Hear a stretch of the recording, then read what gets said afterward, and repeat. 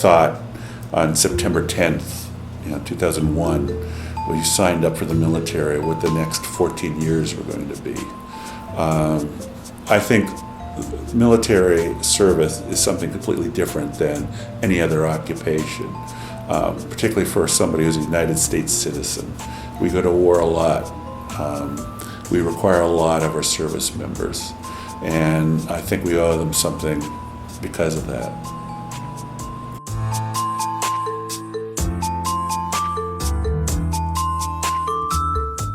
Welcome to Resilience MN, a mini-series chronicling the extraordinary individuals in Minnesota who step up to serve their community, often sacrificing everything.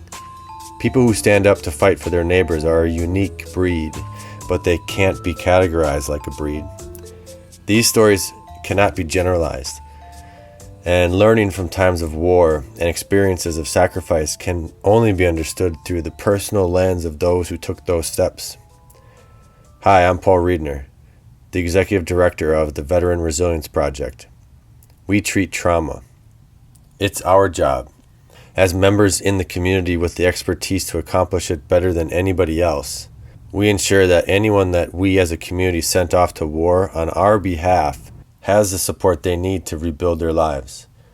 We were created by and support the services that are currently offered to our veterans.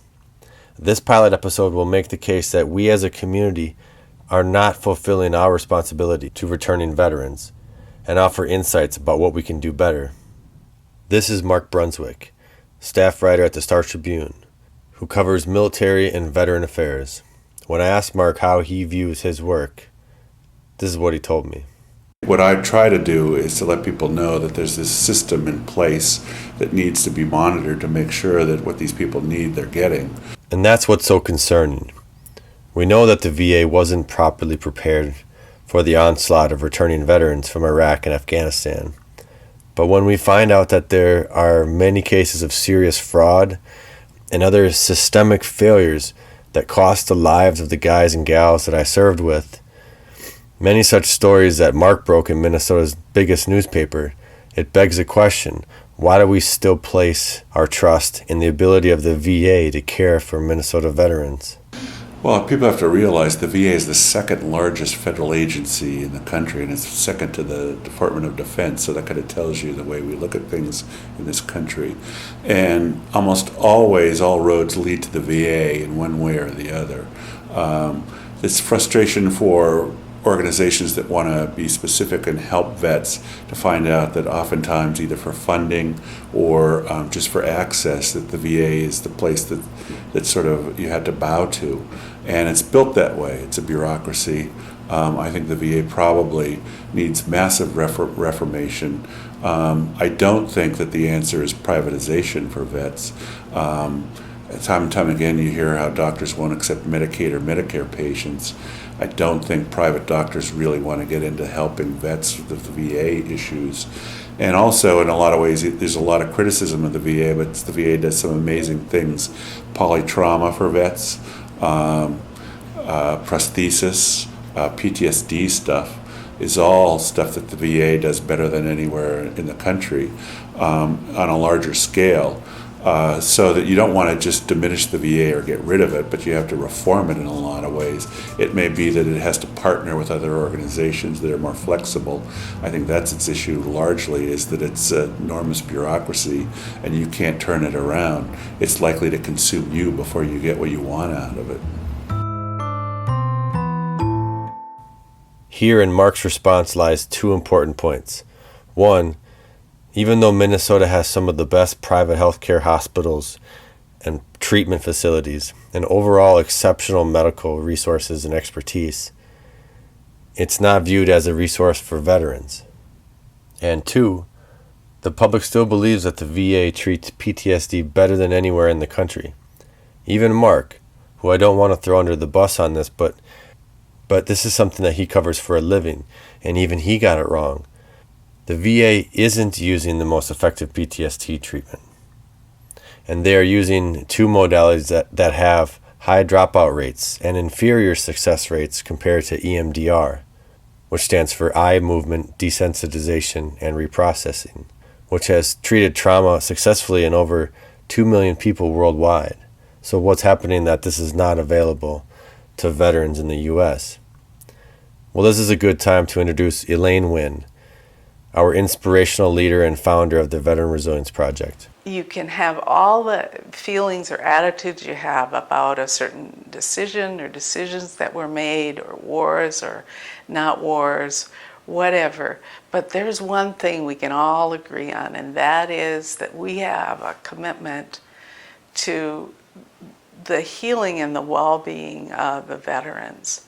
And all the soldiers, you can love on the families and the veterans and the soldiers, and stay with that. There's so much richness in people who've gone and learned so many things, and some of them were hard, and that's kind of why we're here to, if you can sort through that, you can get to the point where all these huge gifts that are there just find their way into the world, and that's very important.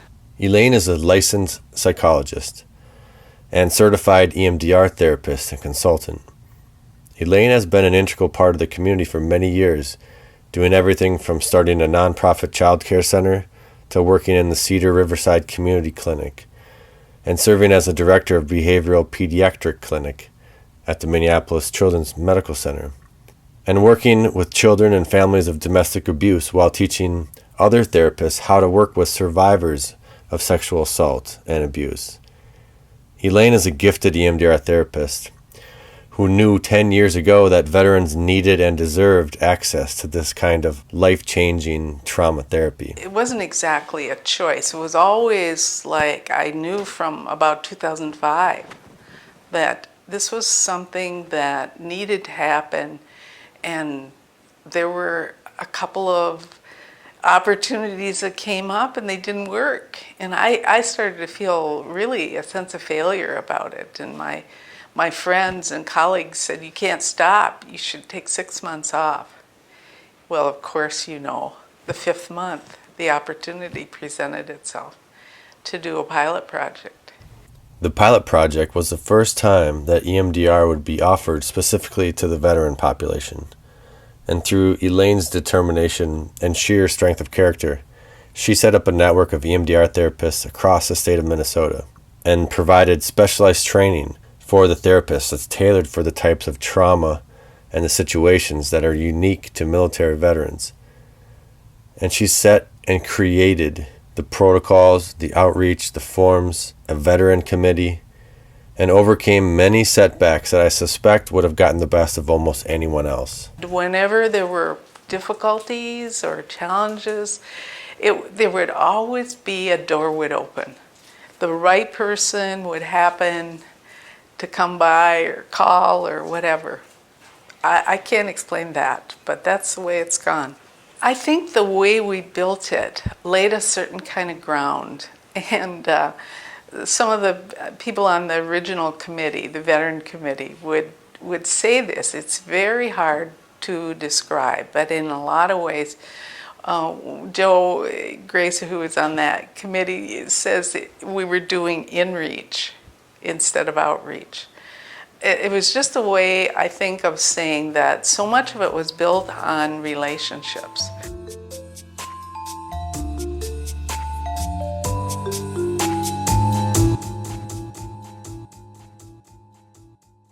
What Elaine did was simple, yet brilliant. She listened to the needs of veterans and those serving them, and brought them all together in 2 veteran world cafes. This is how I first got involved. It was a great mixture of backgrounds and disciplines, of people that were all committed around one simple premise. We as a community of service providers needed to find a way to compete less, cooperate more, and engage the public about unmet veteran needs.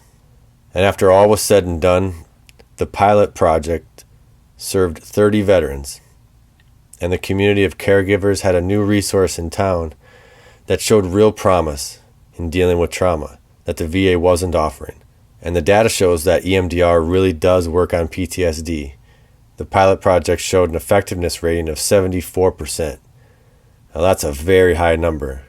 And one of the takeaways from the World Cafe that I attended was that the veteran experience was still misunderstood by the general public. This group of independent thinkers believed that moral injury was a larger problem than we initially thought, and that the community was largely unwilling to take responsibility for their role in the last decade plus of simultaneous war and the effect that that's had on our military. Here's Mark Brunswick of the Star Tribune. Well, one of the things that I've found out covering the military and Veterans Affairs is there's this sort of long-term bell effect once you go to war and the implications of it. And I don't think this country really figures that out when they go to war, is that if you're at war for 10 or 14 years, like we've been, that these are going to be having impacts on people for maybe 40 or 50 years. One thing that I've been trying to get a handle on is what does it mean that the Minnesota National Guard has the highest suicide rate in the country? It's quite concerning, and it indicates that there's more than just war trauma that's driving such a high number. What is it that's making Minnesota veterans more likely to commit suicide than their counterparts in other states? And what could the community be doing to help veterans? What does this mean? I think for civilians, for people who haven't been in the service, it's the idea of being able to recognize somebody asking for help or struggling and what to do with it. And frankly, that's not something that most people know about. These things are going to manifest themselves over decades now. And so it's not only the VA's responsibility or the veterans or the service members' responsibility, but we're all going to need to recognize this when we see it. And one of the things to do is to actually recognize there is such a thing as moral injury.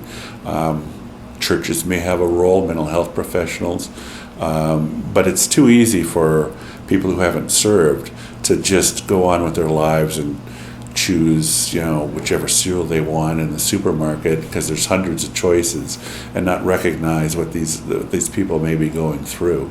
So I think it's responsible for everybody. If you send somebody to war, you're all responsible for when they come back.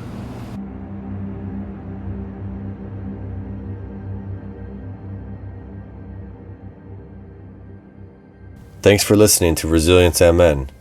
Please send referrals, donations, questions, feedback, and recommendations for resilient Minnesota veterans to Paul at veteranresilienceproject.com. We are a registered 501c3 nonprofit, and we appreciate your support. Thanks for listening, and see you on the next episode of Resilience MN.